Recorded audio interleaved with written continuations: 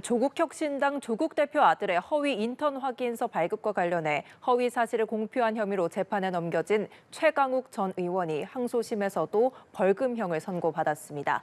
최 전 의원 측은 이른바 고발 사주 의혹을 들며 공소권 남용을 주장했는데요. 재판부는 받아들이지 않았습니다. 진기훈 기자입니다. 최강욱 전 의원은 지난 2020년 총선 기간 인터넷 방송에 출연해 조국혁신당 조국 대표의 아들이 자신이 일한 법무법인에서 인턴을 했다는 취지로 발언해 허위 사실 공표 혐의로 기소됐습니다.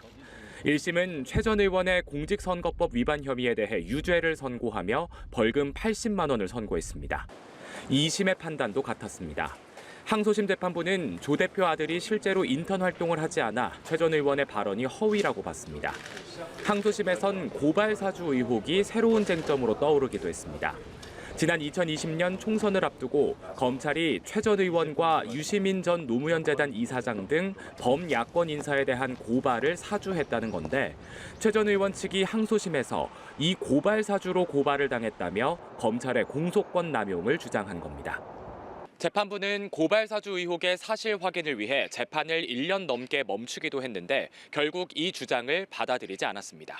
당시 미래통합당이 손준성 검사장의 사주로 고발했다고 보기 어렵고 설령 손 검사장의 사주로 고발했더라도 담당 검사가 사건을 검토, 조사하는 과정을 거쳐 공소권 남용이라 볼 수 없다는 겁니다. 최 전 의원은 즉각 상고 의사를 밝혔습니다. 손준성이 작성한 고발장하고 똑같거든요. 심지어 오탈자까지도.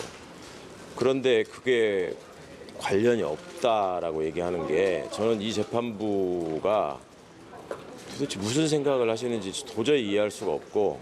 한편 최 전 의원은 조 대표 아들에게 허위 인턴 확인서를 발급한 혐의 등으로 지난해 9월 대법원에서 징역 8개월에 집행유예 2년이 확정돼 국회의원직을 상실했습니다. 연합뉴스TV 진기훈입니다.